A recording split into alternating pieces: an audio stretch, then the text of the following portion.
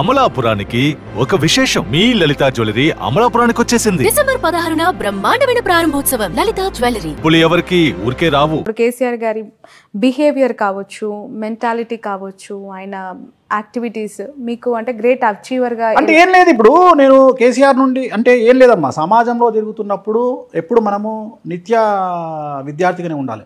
ఒక్కొక్కళ్ళ దగ్గర నుండి కొన్ని నేర్చుకుంటాం.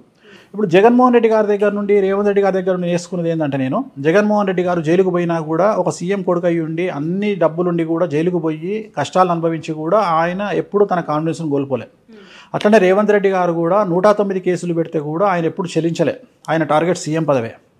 సో అట్లా ఉన్నారు కాబట్టి వాళ్ళు అచీవర్స్ అయ్యారు. వాళ్ళు అంత హార్డ్ వర్క్ చేయకపోతే చాలామంది ఏదో ఉత్తుత ఇవాళ వేణుస్వామి వచ్చి టీవీ ముందర కూర్చొని మాట్లాడలే, ఒక టంగ్ స్లిప్ అయ్యి నోరు జారితే 30 ml అన్నట్టుంటుంది కథ.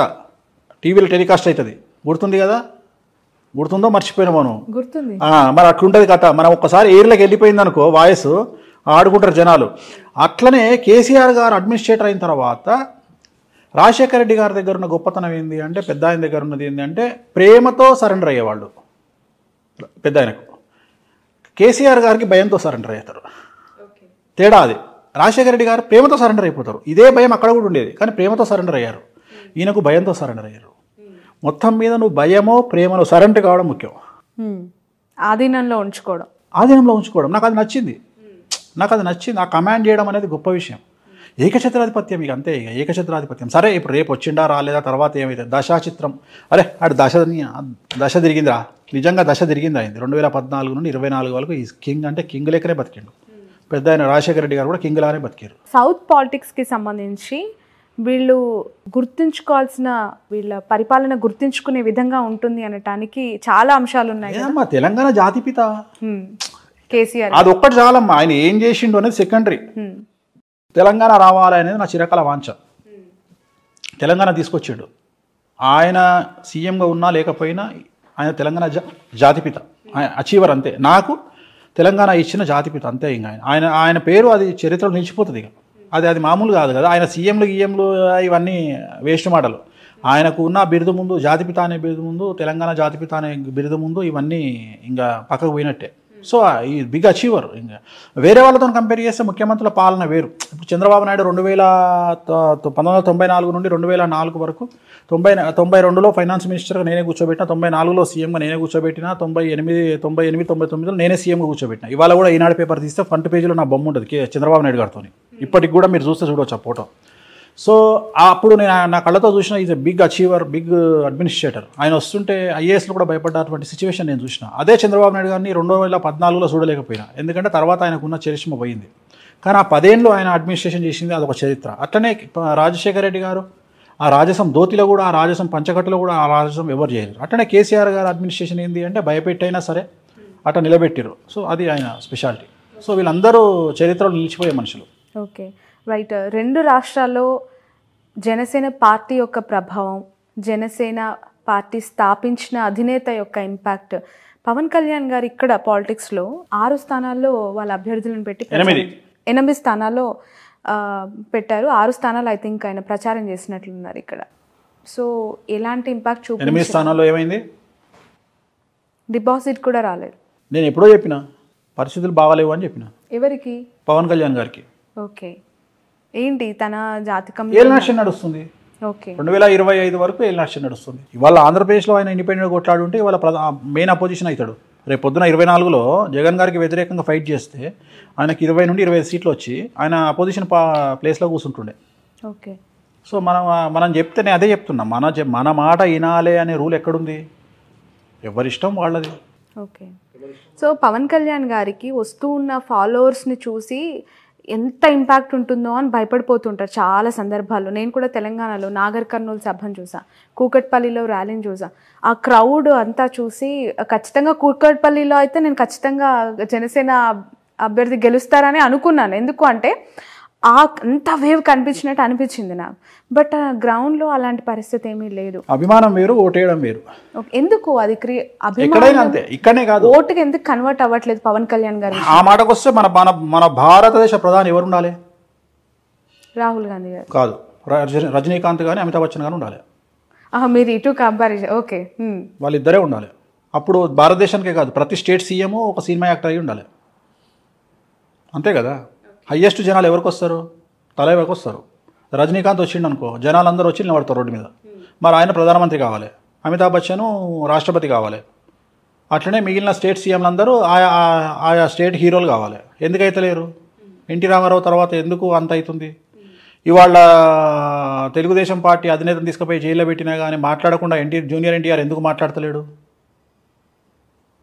అంటే నిజాలు తెలుసు కాబట్టి, గ్రౌండ్ లెవెల్లో పరిస్థితులు అనుకూలంగా లేవు కాబట్టి. రైట్. బాదాంకాయలు పల్లికాయలు అమ్ముకునేటోడు కూడా వన్ డేలో సెలబ్రిటీ అవుతాడు. అంత మాత్రం మనకు ఓట్లు వేస్తామనుకుంటే తప్పు. Okay right. బర్రెలు కాల్చుకునే అక్క వీడియో పెడితే సపోర్ట్ కొడతాం కానీ ఓట్లేయం, ఓన్లీ సపోర్ట్ కొడతాం. ఓకే అంతే.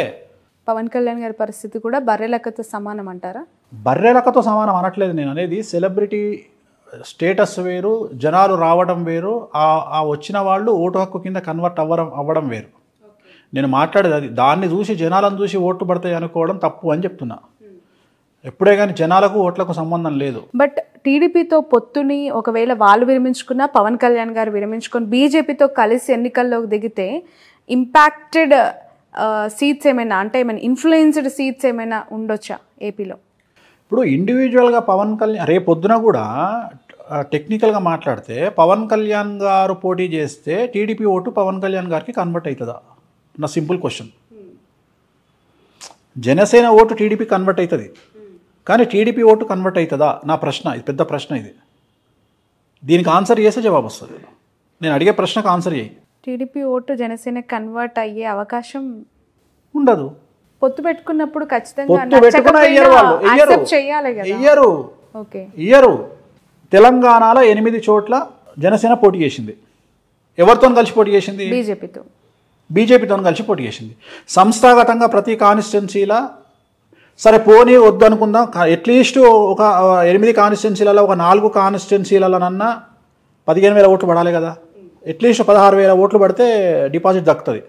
అంటే బీజేపీకి ఓట్లు 15,000 ఓట్లు కూడా లేవా కాన్స్టిట్యున్సీలో? ఆ 15,000 ఓట్లు ఎందుకు కన్వర్ట్ కాలే జనసేనకు? ఇదే ప్రశ్న ఆంధ్రాలో ప్రత్యక్షమవుతుంది, ఉత్పన్నమవుతుంది. నేను అడిగే ప్రశ్న ఇది.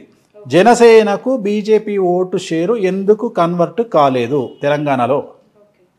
బీజేపీ, టీడీపీ, జనసేన ఇంచుమించు 3 కలిసి పోటీ చేసినట్టే ఒక రకంగా చెప్పాలంటే తెలంగాణలో అనుకుందాం, ఇల్లీగల్గానో లేకపోతే అన్అఫీషియల్గానో.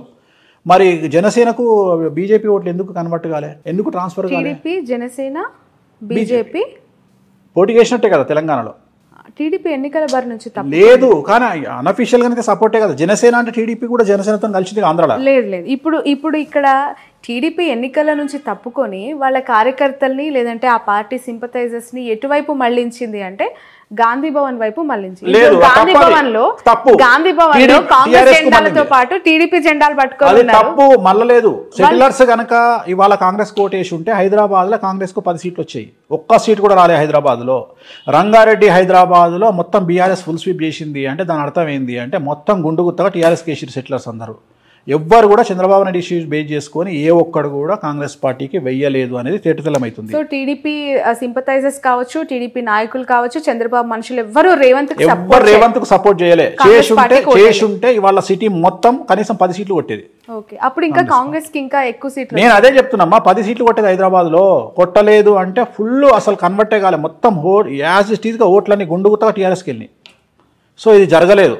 అంటే జనాలు చంద్రబాబు నాయుడు ఇష్యూని వేరే రకంగా చూసారు, తెలంగాణ ఇష్యూని వేరే రకంగా చూసారు. రెండోది, సెటిలర్స్ అనే పదం ఇక మీదట వాడొద్దు. వాళ్ళు కూడా తెలంగాణలో భాగస్వాములే. ఎందుకంటే వాళ్ళు తెలంగాణ పీపుల్ లాగానే బతుకుతున్నారు. వలస వచ్చిన వాళ్ళు కానీ ఎక్కడ కూడా సెటిలర్స్ లాగా లేరు. అందువల్ల వాళ్ళు ఓన్ చేసుకొని ఓట్లేసారు తెలంగాణ. బట్ కేటీఆర్ గారు చేసిన కొన్ని చంద్రబాబు నాయుడు గారి అరెస్ట్ విషయంలో కమెంట్స్ అనేవి నెగిటివ్ ఇంపాక్ట్ చూపించాయి పార్టీకి అనేది చాలా. ఒకవేళ ఎలక్షన్ రోజుకు ఆయన లోపల ఉంటే జరిగేదేమో, అప్పటికే ఆయన వదిలేసారు. అందువల్ల ఆ ఇంపాక్ట్ పడలేదని చెప్తున్నా. ఆయన లోపల ఉంటే ఫీలింగ్ మారేమో, కానీ ఆయన బయట ఉన్నట్టే కదా. దాని వేడి తగ్గిపోయింది. అప్పటికి ఆ సీన్ వేడి తగ్గిపోయింది కాబట్టి జనాలు కూల్ అయిపోయింటారు. సో తెలంగాణలో టీడీపీ ఇంపాక్ట్ లేదు, జనసేన ఇంపాక్ట్ లేదు, జీరో లేదు, ఉండబోదు, ఫ్యూచర్లో కూడా ఉండదు. ఓకే, ఏపీ పరిస్థితికి చంద్రబాబు నాయుడు గారు ఇన్ ఫ్యూచర్ మీరు 2 టర్మ్స్ ఇప్పుడు జగన్మోహన్ రెడ్డి గారే వస్తారంటున్నారు. కదా. Next 2 terms next 2 terms Jaganmohan Reddy గారు వస్తారు. 2024-29 ఎవరు జగన్మోహన్ రెడ్డి వస్తాడు, ముఖ్యమంత్రి ఆయనే అవుతారు. మరి ఆయన పార్టీ అన్నప్పుడు ఆయన అంటే వస్తాడు. మీ నోట్ నుంచి చెప్పాలి. జగన్మోహన్ రెడ్డి గారు 2024లో మరియు 2029లో ఆయనే ఆంధ్రప్రదేశ్ రాష్ట్రానికి ముఖ్యమంత్రిగా ఉండబోతా ఉన్నారు. డామ్ షూర్ గా. ఇది రికార్డ్ అవుతుంది కదా బాబు, రికార్డ్ చేస్తున్నా. ఆ తర్వాత అయినా చంద్రబాబు నాయుడు గారు ముఖ్యమంత్రి అయ్యే అవకాశం ఉందా? ఏందమ్మా రాసుకొచ్చుకుంటా ఏంది 200 ఏళ్ళు బతుకుతాను బడే ఉన్నావు నువ్వు, నాకు అర్థమైతలేదు. అంటే 74 ఏళ్ళు ఇప్పటికే మీరు అన్నారు తెలంగాణలో రేవంత్ రెడ్డి గారు సీఎం కాదమ్మా, 74 ఏళ్ళు ఆయనకు రాజకీయ గండం ఉంది, పరిస్థితులు అనుకూలంగా లేవు కాంగ్రెస్ పార్టీకి అని చెప్పారు. ఏపీలో జగన్మోహన్ రెడ్డి గారు 2 టర్మ్స్ వచ్చిన తర్వాత ఏమైనా సిచ్యువేషన్స్ బ్యాడ్ గా వెళ్లే అవకాశం కనిపిస్తుంది? ఏం లేదు. ఇంకా రేపు 2024లో జగన్మోహన్ రెడ్డి సీఎం అయినాక టీడీపీ అనే పార్టీ ఏడు ఉంటుంది. ఓకే, తర్వాత చూద్దాం కదా. ఆ పార్టీ 29 వరకు సస్టైన్ అయినప్పుడు కదా, ఆ పార్టీ అప్పటి వరకు సస్టైన్. ఇప్పుడు నేను ఇంతకుముందు చెప్పిన 2017లో ఒక ఇంటర్వ్యూలో చెప్పిన ఏమని అంటే, రాజశేఖర్ రెడ్డి లాగా మారిన జగన్మోహన్ రెడ్డి గారిని చూస్తారు మీరు అని చెప్పిన. అన్నట్టుగానే ఆయన మారిండు. మారిన తర్వాత ఆయనకు జనాల్లో లీడర్లు నమ్మకం వచ్చింది. అట్లనే ఇంకో మాట చెప్తున్నా ఇప్పుడు నీ తరపున, కేసీఆర్గా మారబోతున్న జగన్మోహన్ రెడ్డిని చూస్తారు 24లో. అర్థమైందా డైలాగ్? ఓకే, కంట్రోల్ చేస్తాడు, ఓకే, అందరినీ కంట్రోల్ చేస్తాడు. సో ఇంకా తిరుగులే జగన్మోహన్. స్థానబలం ఏంటంటే స్థానబలం. మేము తెలంగాణలో ఉన్నాం కాబట్టి ఆంధ్రలో మమ్మల్ని ఏం చేస్తారు అని చాలా మంది అనుకుంటారు. కానీ బట్ కుటుంబానికి సంబంధించి పదే పదే మాట్లాడుతూ ఉన్న వాళ్ళకి అంటే ఇంపాక్ట్ ఏ విధంగా ఉంటుంది అంటారు? ఈ ఎలక్షన్స్ టైంలో చెల్లి షర్మిల గారు తెలంగాణకు వచ్చేసారు, తల్లి గౌరవ అధ్యక్షురాలుగా రాజీనామా చేశారు, ఇప్పుడు ఆయనతో భార్య ఉన్నారు భారతి గారు. పరోక్షంగా సపోర్ట్ చేసినా కూడా ఆమె ప్రత్యక్ష రాజకీయాలకు వచ్చే అవకాశం ఉందంటారు? లేదమ్మా, లేదు, రారు. ఓకే, ఆ నెసిటీ లేదు వాళ్ళకి. వాళ్ళ ఫ్యామిలీకి అవసరం ఏముంది? ఇప్పుడు సరే, ఇప్పుడు షర్మిల ఫైటింగ్ ఇంకోటో అవన్నీ వ్యక్తిగతమైన అంశాలు. ఇప్పుడు తెలంగాణలో నాకు తెలిసిన ఫ్యామిలీ ఉంది. అన్న టీఆర్ఎస్లో ఉన్నాడు, తమ్ముడు బీజేపీలో ఉన్నాడు, వాళ్ళ పెద్దన్న కాంగ్రెస్లో ఉన్నాడు. వాళ్ళు అనామకులు కాబట్టి వాళ్ళ గురించి మాట్లాడుకోము. ఇది సీఎం ఫ్యామిలీ కాబట్టి మాట్లాడుకుంటున్నాం. అట్లా ఎన్ని ఫ్యామిలీలు లేవు తెలంగాణలో? నాకు తెలిసిన వాళ్ళు మస్తు మంది ఉన్నారు.